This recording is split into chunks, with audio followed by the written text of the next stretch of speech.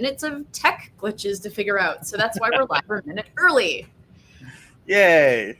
Yeah. Yay. Guys, welcome. For those that will be trickling in throughout the live, and even when this video is like up on YouTube, comment below. Like when you're live with us, you'll have the opportunity to ask one or both of us questions. So you like just abuse it, use it, but be nice. Yeah. I'm super pumped for Justin. What we're doing today, this is kind of like an impromptu, fun hangout where we're going to talk shop about crowdfunding. Yeah. Which is like awesome because there's a cool backstory here.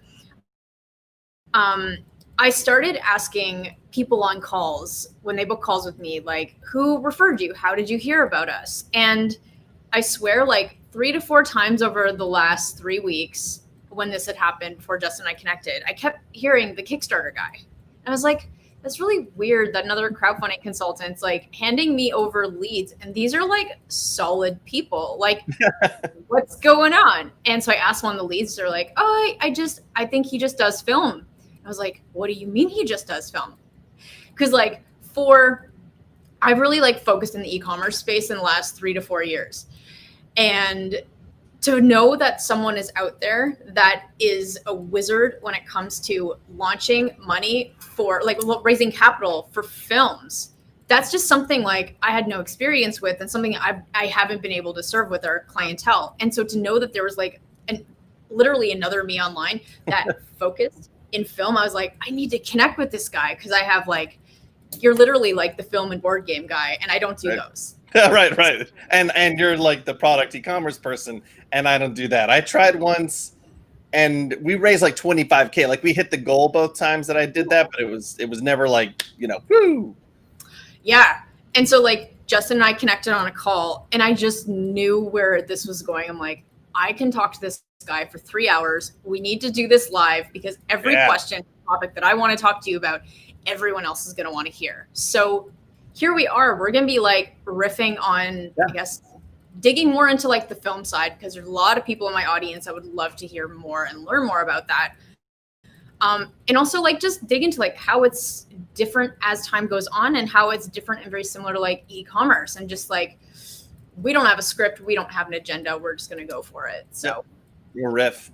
Yeah. So guys, show Justin some love by liking this video. And why don't we jump in? So Justin, I know your backstory, but you may be new to a lot of people. So can you just tell me a little bit about yourself, the kind of work that you do and how you got started with this? Yeah. So I actually got into the entertainment industry as a kid. So I've been an actor, a voiceover artist since I was like 6 or something.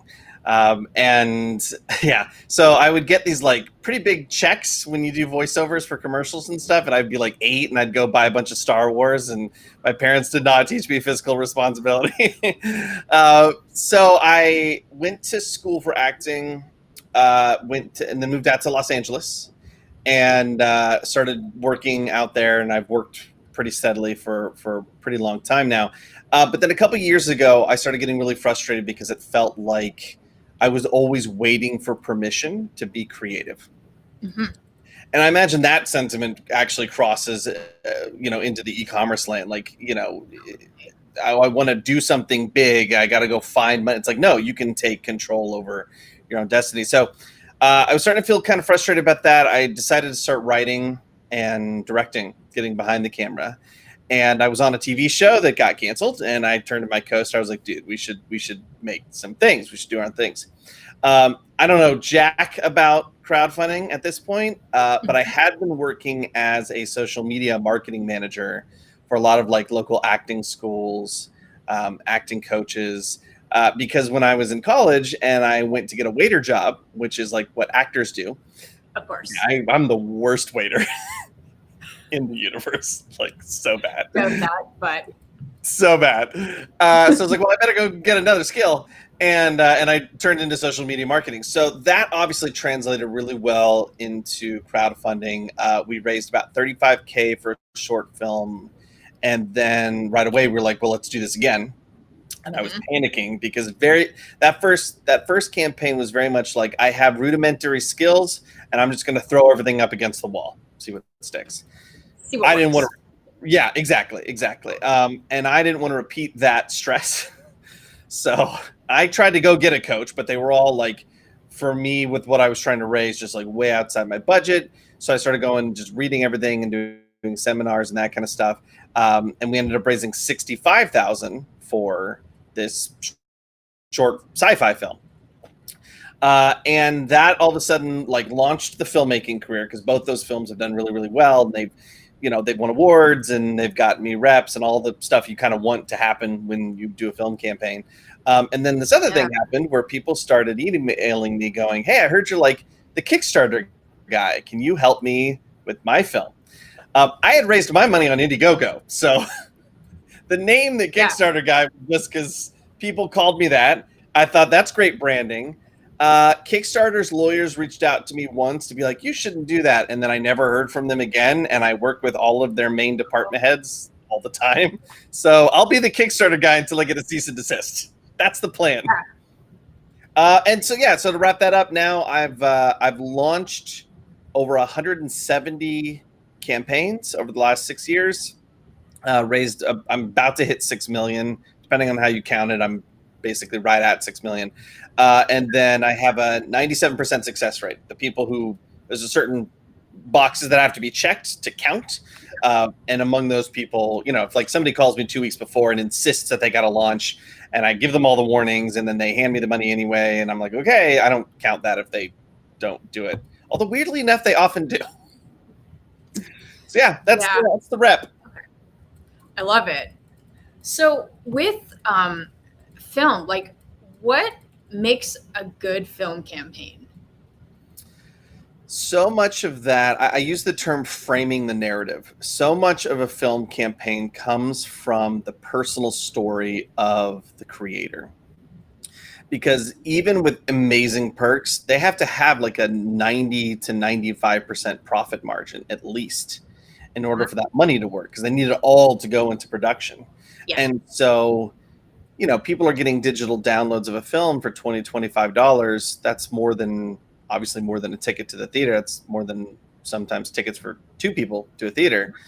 So people, it's a lot more of a patronage situation. And so the people who are backing have to feel some sort of emotional connection to the person behind it.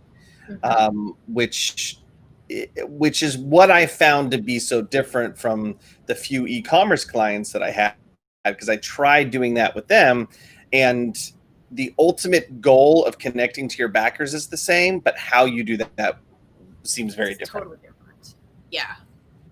And so when you say framing the narrative, what do you mean by that exactly?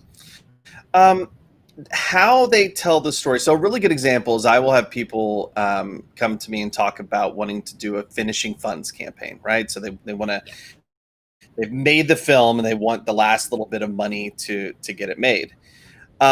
There's the wrong way to do that is to talk in like technobabble, like, hey, we got to hire a sound recordist and we have to get into like our nonlinear editor, like they can kind of get into technobabble land. Or they sort of present it like this is already done and you're just reimbursing me for my costs. Or we can do this, but it'd be helpful if you tried. There has to be this sense of this story doesn't move forward without your contribution. And it isn't a donation. It's not a gift, it's a contribution. And so it's very much reframing the story of the project through the filter of community. Okay. So when we look at that, why do you think it's important to frame the narrative versus technobabble? Because a lot of creators think, well, no, like I should share with my audience and my community, like exactly where the funds are going. But there's a very, very different way of like pitching that to somebody, right? So, Yeah, I often give that whole people don't want to know how the sausage is made. They just want it to taste good. right? So you sort of sell how good it tastes, and you talk about how the sausage is amazing and it's going to be so delicious, and you don't Mhm. talk about like, well, we got some recycled pig parts from the local slaughterhouse. Like, right, you don't get into the behind the scenes details, and it's not from like trying to hide anything. It's just Yeah. that's not actually what they want. The backer doesn't care about that. They just want to know, is it good? Will I like it? Does it fulfill some need or satisfy some desire that I might have? Do I like you? Right? It's these basic things that really matter ultimately, not Mhm. necessarily a line item budget where half the stuff doesn't make any sense Yeah. to most people. Film or Totally. e-commerce, I imagine. Yeah. And I find that where the money's being spent is very like it's a sub part of the conversation versus the Right. sale, right? So when we look at film projects, why do backers support film projects? It's a really good question. And it can change. So the easy answer for some films, like documentaries, I'll say documentaries or genre films like sci-fi or horror or something like that. Mhm. Usually that's because the backer is really into whatever the thing is being talked about. So social justice documentaries, they always do really, really well.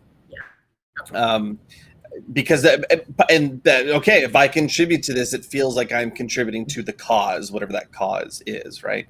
Yeah. Films that are genre, again, sci-fi or horror, there's kind of a built-in fandom there. People are into that. People, plus there's not exactly tropes, but there's a familiarity with that. So if I see a thing about zombies, I know that it's either going to be something I've seen before and I like, or it's going to be a cool new novel twist on something that I've seen before and that I like. And so if I'm into zombies, that's an easy yes for me. Right. The harder campaigns are the like drama, a comedy, okay, I just think that's funny, so here's some money kind of thing.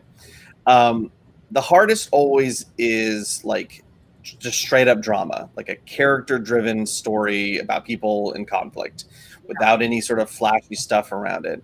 And ultimately, and this applies to all of them, but I think what happens there is it comes back to that personal connection with the artist. Gotcha. People love film, people love art. I work with games as well. Like people are looking for that bit of escapism. They're looking for that bit, that moment of entertainment to kind of step away from the chaos of their lives. It's really interesting how well some of these campaigns are doing during COVID, for example, right? People are taking, they want to take this step away. And so if they feel like if this person is going to be able to, if they're confident in this person's ability to deliver that, they like them, they have a rough sense of that they've got a vision for what it is that they're trying to do. They're all in. People will get really, really excited about this. My clients average about $100 backer average. That's And these are for great. like short films about people struggling in life. Like there's no like extra special stuff connected to it. I love that. And when I think of where was I going with that question? Like we'll get into rewards and like that sort of thing in a second, but like when I think if I had to raise money for a film, I feel like any marketing strategy that we would use for e-commerce wouldn't necessarily work because e-com relies a lot on building a list through Facebook and Instagram advertising. You're typically going after a larger segment of the market. Whereas when you mentioned a couple of times that people are really bought into the creator, the story, that personal connection. So would you say like when someone is raising money for a short film, is it very much like a friends and family raise, or is there a little bit more to it than that? I'm so glad you asked that actually, because this is a nuanced answer to that. So yes and no. The yes is that one's friends, family, and fans or network that might kind of already exist. Those people are often going to be your first line of offense. They're often going to be a large proportion of the backers. But I'm sure you've done the math too in terms of conversion rates and click-through rates. Like at some point, if we're past 5 or 10K, your friends and family just won't, there's not enough of them to do it. Exactly. Usually. right? And so while I'll tell people that while they're really, really important, you're still going to have some sort of multiplier. And when I go through my sort of initial consultation with people, I talk about, the second core component is having a multiplier. And the first thing I list is like Facebook ads. Facebook ads are a great multiplier. Yeah. Most of my clients, so they're not coming from that e-commerce space. They have no concept of a marketing budget. They don't have a couple $1,000s to like do the split testing and that kind of stuff. So that's usually right off the table, right off the bat. Yeah. And then I also talk about any sort of celebrity that's involved with the project or influencer that's involved with the project. But I also give the caveat that they only count if they're actively working it. If they're just involved, it doesn't really matter. I mean, I've done a couple of campaigns with A-listers, and they have really great conversion rates once people get to the crowdfunding page. But the mere existence of them does not generate traffic in crowdfunding for film. So what I always get to at the end is building up a team of people who can help increase the organic reach of the project. Gotcha. So, right? So like if you got a post on Facebook, the moment somebody shares, that algorithm goes, through the roof. So having 10, in fact, I usually say for every 5,000 you want to raise, have a core team member.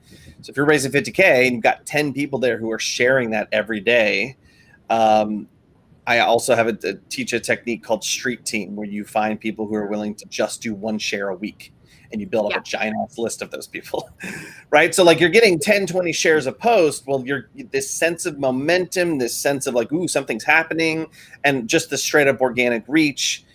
That's one way that we break through. It's so much built on the organic piece of it than it is paid, targeted advertising. 100%. Yeah. And so on the influencer side, like, sorry, I was going to say games do require paid advertising. So I run Facebook ads for my game clients, which are like this weird hybrid of e-commerce and creativity. Yeah. But yeah, films, it's usually a waste of money, even if they do have it. Yeah, like I wouldn't even know how to. I mean, I'm sure I could figure out how to do ads for a film, but like I typically do ads around a bait. So, hey, sign up now, get this free download. Sign up now, save 20% off your order. And with film, it's like, what do? Get a free virtual ticket to this thing? But then that kind of goes against everything you're trying to do in the project. So, like, the only ads I do usually for films is, because you're exactly right. There's no bait there. I mean, maybe if there's a celebrity involved, you could maybe kind of do something like that. But video views campaign around a testimonial they're doing for this project, or like it's more awareness, not like direct lead capture, right? Right, exactly. I'll do Facebook like ads to just build up some organic likes, because even if you are inviting your friends and family, or start inviting people outside of your network to like a page, you want those people to be pretty targeted. And the goal then, like, okay, so a technique that I do is do some Facebook like ads that do target the audience that would like this, especially if it's genre. This works really great for genre or documentaries. So you do the targeting, the interest-based targeting, you get them in for likes, which I've had, you can get pretty low cost likes if you're doing that targeting, right? And then what I tell my clients to do is to friend those people as they come in and add them to a list of Facebook page likes, so that when they're doing their direct outreach via Messenger, they know who to reach out to. People who have come to the page, they've liked the film. So again, we're trying to warm up this market, and now they have direct access to them. Exactly. So it's still list building, but it's done through like 3 or 4 circuitous steps to try to get them just in your ecosystem. I'm wondering, how do you mechanically like put them on the list? I think it's just a matter of, in their profile, you're just going to say like, add them to the special curated list, right? Like, yeah, literally. I haven't personally done it. I've seen like, when you go. Sorry, go ahead. You were breaking up for a second. I think I interrupted you. Try that again. Yeah. Do you mind actually, can we walk through how to do that right now if I share my screen? Or is it like okay, let me try. Yeah. No. Yeah. This is Super totally not easy. planned. So guys, Once if you have this bombs. Okay. Do I go to my business page or personal profile? You'll go to your business page. In fact, let me pull this up because I have videos that show this stuff now. We're hoping this is a fast thing because this is one of those hidden things on Facebook that you don't know how to do, and then you realize how easy it is.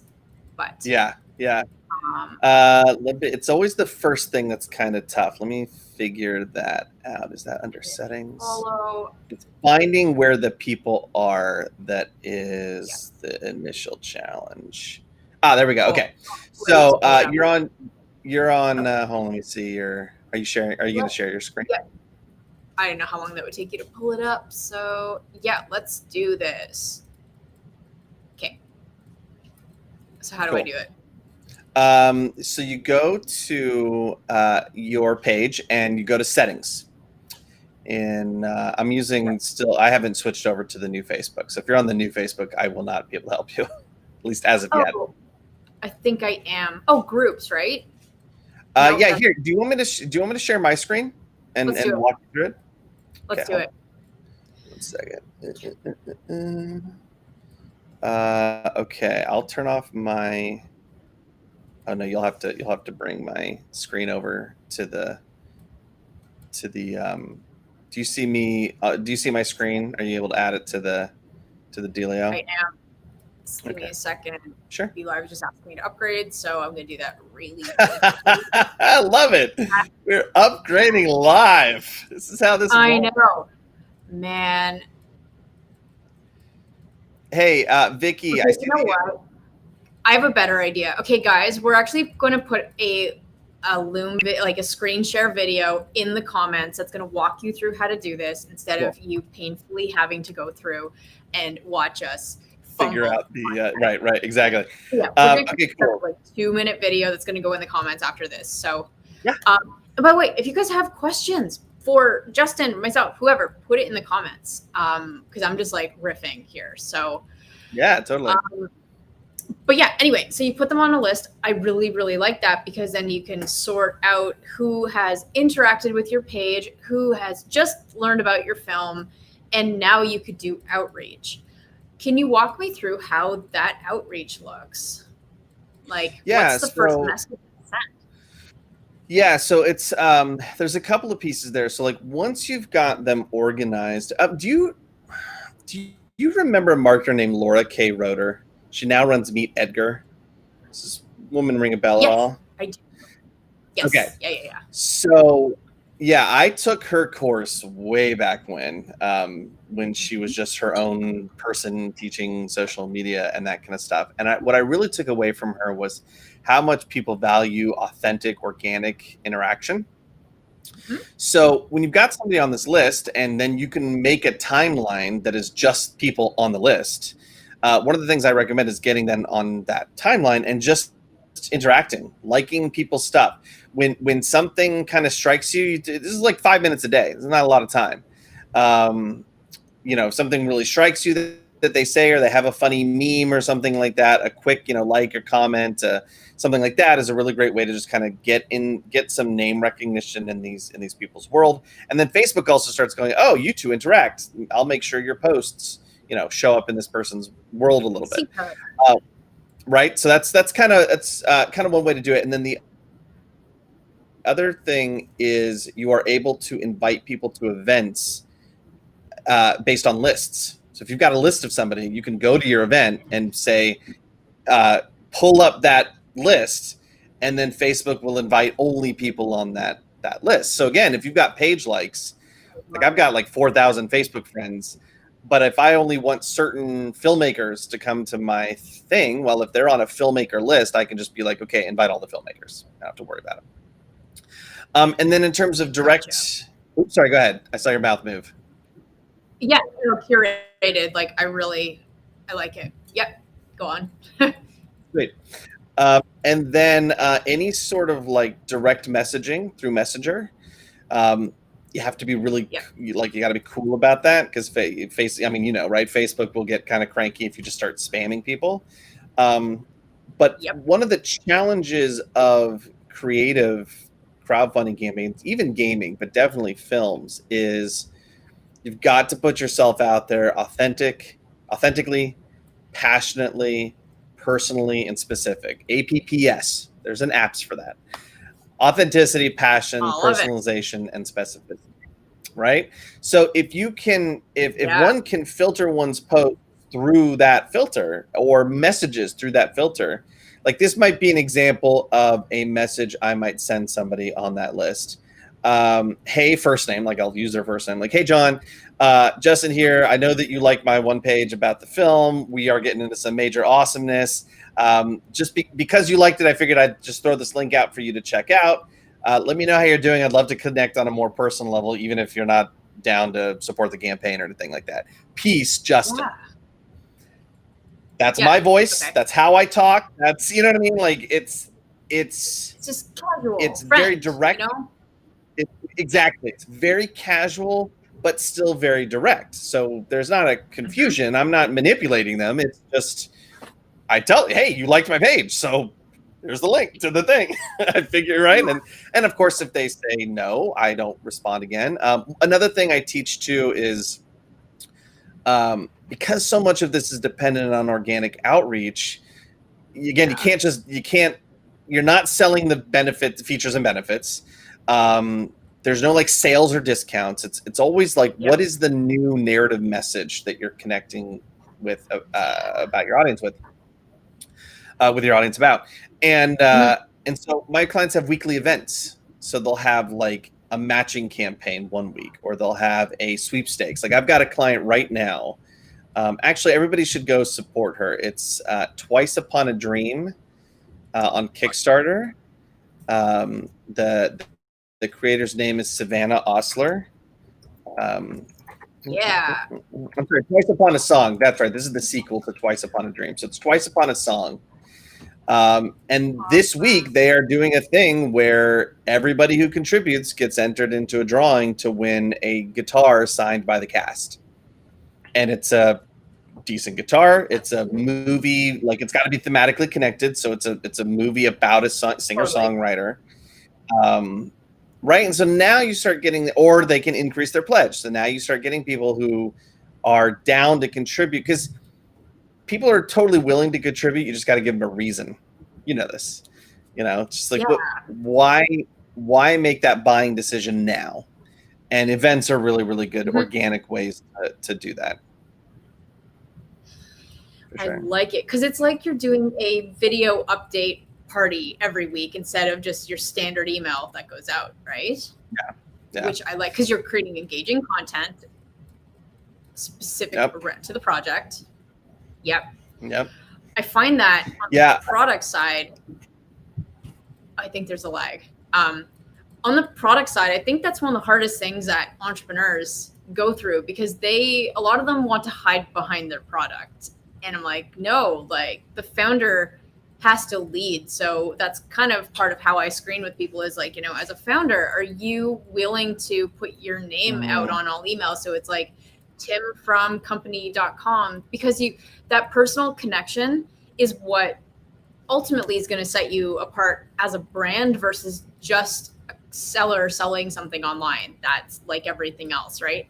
And I think that if e-commerce can take anything away from what you do and the film, is being able to frame the narrative. And because you guys rely so much on that personal connection, telling the story, really bringing people into your journey. And a lot of e-commerce people struggle with that. And that's truly the key to building a brand. With raving fans, you are like the master of building an engaged community. Yeah. So it's like, I think one reason why I ended up moving into gaming was that's a good mix between the personal narrative driving sales and that sort of like, you can still do e-commerce techniques though. Like you can do the list building, you can do those things. Because this is actually why I stopped working with products. I tried it a couple times. I was successful, but I also knew that like like hitting our goal is not really like, you want to hit your goal quick and then you want to move, you know what I mean? Like you want to get that momentum. Good. Yeah, exactly. And that was so hard for a lot of my clients to like take ownership and be the face of the brand. And filmmakers just we're taught that we have to hustle. We're taught the auteur theory, so like, you know, one person being the great visionary behind everything. And so we're used to having to get out there and be like, this is what I see and why I think it's important and why you want to fund it and help it and support it. Now it's just in crowdfunding land. Yeah. And I love that. That's what really draws me to your work, because like, you know, we were talking on our first call about board games and how board games are technically a physical product. So I do get some games come across my table, but when I look at the level of creativity in storytelling required to sell the tokens, or like, you know, you get the dragon princess token that's like a songbook, like there's just, it's so complex for the reward tiers that are like wrapped around an engaging story. Like they're just like this whole other level that gamers have, that e-commerce is really like, there's the story, there's the founder journey, there's, you know, what we want to create with this brand and who we want to serve. But then the rewards are literally like, okay, so you buy one bottle or you buy 2 bottles and that's it. And there's not like this whole other, you know, so board games, I tend to not touch because of the level of, it's not just like founder storytelling, because I think I'm really great at like interviewing a founder and taking the essence of what they're doing and weave that into a great story. But it's being able to look at the game story and the characters and this whole other depth behind it to build a great narrative is, I think, like, I just don't go there yet, I guess, you know? Yeah. And tell me if I'm wrong. You know, when I look at e-commerce, a lot of that feels like it boils down to a credible presentation of what is this thing going to do for me in my life? What problem does this solve? What experience does this provide? And the founder story, all that kind of stuff is obviously super important, but it's not that's there to support that. Like, you can trust me, the product developer, because this is my story and I'm a human being that is trying to solve this specific problem. And here's the product that's going to solve that problem. Do you want to purchase that product at a discount? Boom, right? With games where that, right? So with games, that crossover is, well, when I get that product, that game, I'm going to engage with it. I'm going to interact with it. It's going to be a part of my, there's often storytelling to it, especially like tabletop RPGs. I mean, it's you are an active part of that story, right? And so, you have to do these two things.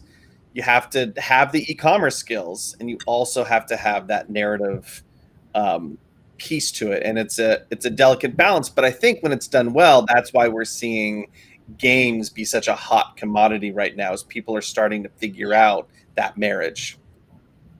Totally. And even within the games sector, like, you know, if it's just a drinking game, base level surface, I could do it. But because because I'm just not a gamer. Like, when I was growing up, I was obsessed with Final Fantasy, and then I turned 12 and I was like, I'm just going to be a girl now, you know? Yeah. So, but like, I didn't play Magic the Gathering. I didn't play Dungeons and Dragons. Like, I have nerdy guy friends that do that. So I kind of understand what goes on, but because I'm not like enmeshed in the world of RPG, I think that's why I'm not a good partner for RPG games, right? Like, agreed. That makes sense. I mean, I can understand that, because like you said earlier, I think you could do this. You've got right, like, you've got that personality. You've got somebody who, you are a natural storyteller, naturally, like, you bring people into your circle. Like, I can tell that pretty quickly. Actually, it's why I started sending people to you, because it was like, oh, she specializes in this thing that there's a level of complexity I can't handle there. Yeah. But I can see that as a person, she has that kind of authenticity that I always Gotcha. place a high value on. I mean, that's why you're the person I send stuff to.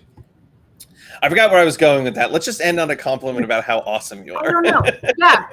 Okay, guys, like, this is, man, anyone like watching this is also why I'm like, we need to just get on a live video, because we just go down rabbit Chat. holes, and I think we just like lost the structure of the, but it's okay, because this, whatever. I wanted to have a conversation. It's like East meets West, and we just like talk about it. So, to the guys in the comments giving compliments, thank you. I will not stand up and put my shirt around my waist, but also there's some great comments for Justin. Great content, great value.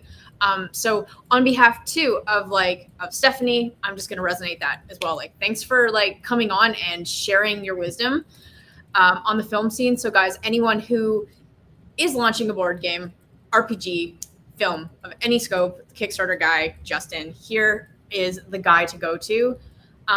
We're linking everything below in the comments, but one question I'd love to like end on is there something I should have asked you today that I haven't? What a great question. No, I think what we really identified was sort of the difference between these two hemispheres, but how valuable they can be when we start to integrate them. When I started doing more games, I started getting a lot more interested in list building for my films. I started doing more ads, even though they were basic, even though they weren't necessarily, you know, they're boosts and they're likes ads. They're not the general e-commerce ads. But I knew that like I've got to find a way to put this tool into filmmakers' hands, even if it's going to look different. And I think you really kind of hit it on the head that the inverse is true as well for e-commerce, that the more authenticity and passion and personalization and specificity that they can bring into their campaign, the product is just going to sparkle more. It's going to be shinier, which is then going to make it easier to sell copies of the bottles. Or whatever that product is, right? Which is huge. Or whatever the product is, right? Exactly. All right. Exactly. Yeah. Whatever the product is. Is there anything, so anyone who's like, is there anything I should have asked you? Yeah. Oh, this is you interviewing me now. Is there this? Yeah. I didn't. Go ahead. I don't know. I feel like this is not a conversation for today, but just to like put it out there, I think because there's so much overlap, complementary overlap in what we do, it'd be interesting to see how we could work together on something in the future.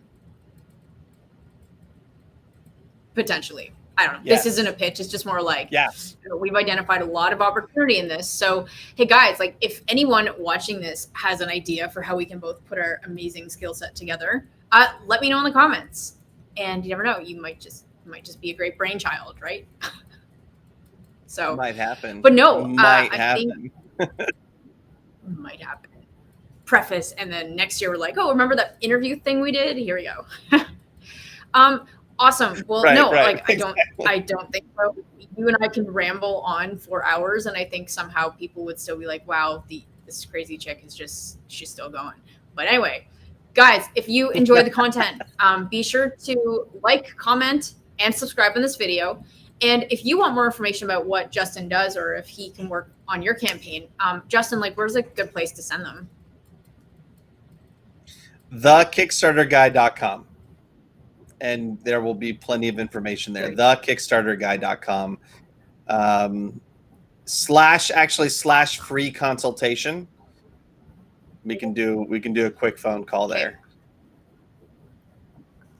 Rock on. I'll just put that, everything's below this video. And guys, if you're listening on the podcast, be sure to subscribe and go to YouTube and find Kirsten, and then just go from there. Good luck spelling my name. So anyway, thanks so much, guys. We'll be answering things in the comments as it comes up. here's where I get really awkward. So